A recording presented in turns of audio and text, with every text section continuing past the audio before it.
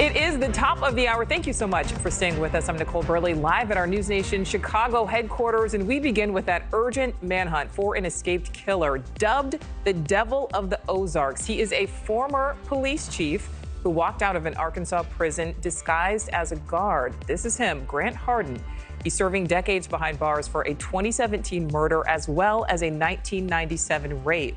The 56-year-old, known from the television series Devil in the Ozarks, is considered extremely dangerous, putting surrounding communities on high alert. But his escape from that medium security prison known as Calico Rock has created an investigation of its own, including where Hardin was able to get that clothing to disguise himself. So I would like to welcome in Mayor Cheryl Tillman of Gateway, Arkansas. That is where Grant Hardin served as police chief. She is also the sister of Hardin's murder victim, James Appleton. He worked for the city's water department at the time. Mayor, thank you so much for giving us some of your time. Today, all eyes on Chicago. It's going to be a real celebration of Vice President Harris. Democratic nominee and Vice President Kamala Harris's big moment. We have a lot of work to do to earn the vote of the American people. Democrats from around the country heading to the Windy City as the VP attempts to build on her momentum. But with the Israel-Hamas war raging on, could it become a distraction for the DNC? Stop sending those taxes to slaughter Palestinians! Tens of thousands will be out on the streets. We're live inside the United Center as President Joe Biden prepares to pass the torch. As we watch what unfolds outside.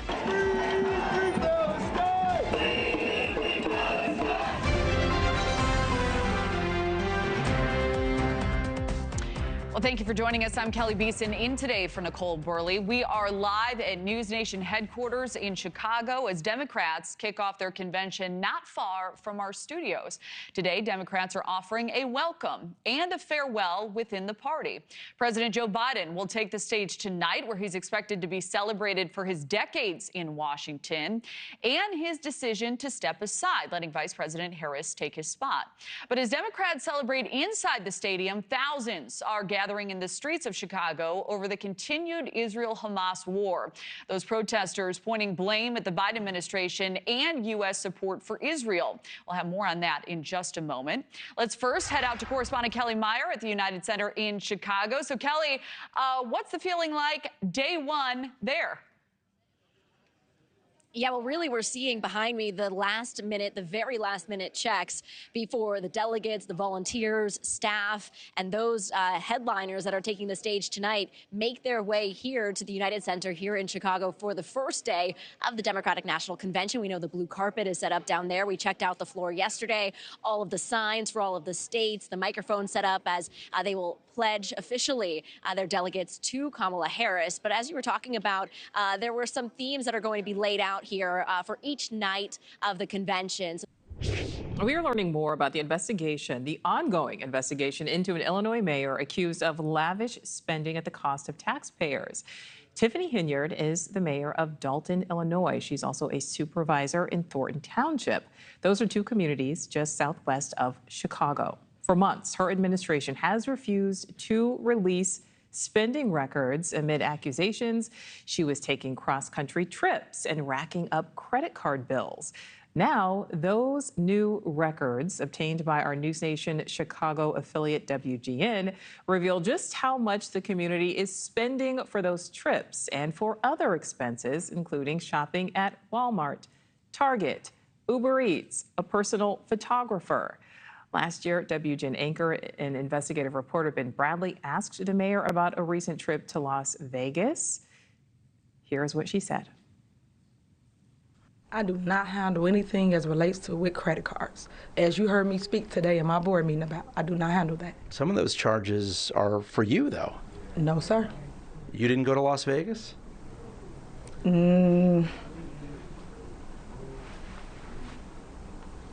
What is that? No comment. You don't know if you were in Las Vegas? Of course I do. Were you? It's not paid by them. Did you fly first class to Las Vegas? Any other questions? All right, let's bring in anchor and investigative reporter Ben Bradley from WGN. Ben, great to see you again. So you're certainly asking the right questions. We finally see these records for the first time. Some of the expenses are enormous, including a trip by the mayor to Austin, Texas. So what more can you tell us? That Austin, Texas trip cost taxpayers in the south suburbs of Chicago nearly $50,000. 5 people went, including Mayor Henyard, for a 5-day trip. We're told all this travel was for conferences. But sometimes they stayed at the Four Seasons. They racked up a $10,000 bill at the Marriott Marquis in Times Square in New York City. The list goes on and on. But as you saw from our interview with the mayor, the first and last one she did with us, the explanations do not come fast and furious. Keep in mind, Nicole, this is a small south suburb, a community of about 20,000 people with an average income of less than $30,000. And yet their leader, the mayor, is traveling around the country first class. It is just after 1:22 in the morning Eastern Time, and this is the biggest call of the night. Decision Desk HQ can now project that former President Donald Trump will be our next president, the 47th president of the United States. DDHQ projects Trump will win the Commonwealth of Pennsylvania.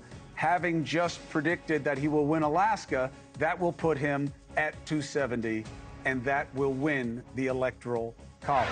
The former president is expected to take the stage at any moment. When he does, we'll listen in. Let's bring in Chris Stirewalt. One other man has done this, and it has never been done this way. What is the significance? A House Oversight Committee meeting on holding Attorney General Merrick Garland in contempt of Congress quickly devolved into chaos and personal insults. Republican Representative Marjorie Taylor Greene and Democratic Representative Alexandria Ocasio-Cortez briefly facing off in a heated argument yesterday. It happened after Greene made comments about Texas Democratic Representative Jasmine Crockett's appearance. Do you know what we're here for? You know we're here about AG. I don't think you know what you're here for. Well, you the one talking about. I think your fake eyelashes are messing up. No, ain't nothing. Hold on. Listen. Order. Mr. Chairman, would you please engage the order of your committee? Order. I would like to move to take down Ms. Greene's words. That is absolutely unacceptable. How dare you attack the physical appearance of another person? Are your feelings hurt? Her words down. Aw. Oh, girl, baby girl. Oh, really? Don't even play. Baby girl? I don't think we are going to move, and we're going to take your words down. I second that motion. All right. Well, eventually, Representative Greene agrees to strike her words, but refuses to apologize. So, you agree to strike your words? Yeah, I'll Okay. agree. Ms. Greene agrees to strike her words. I believe she Chair should apologize. recognizes No. She Perry. should apologize. Okay, hold on. Then after Mr. Perry's going to be recognized, then Ms. Greene I'm not has 4 minutes and apologizing. 21 Well, seconds. then you're not striking your words. I am Mr. not Perry. apologizing. Now let's go. Come on, guys.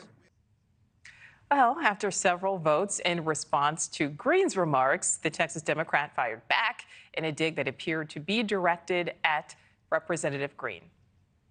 I'm just curious, just to better understand your ruling, if someone on this committee then starts talking about somebody's bleach blonde, bad-built butch body, that would not be engaging in personalities, correct? What now?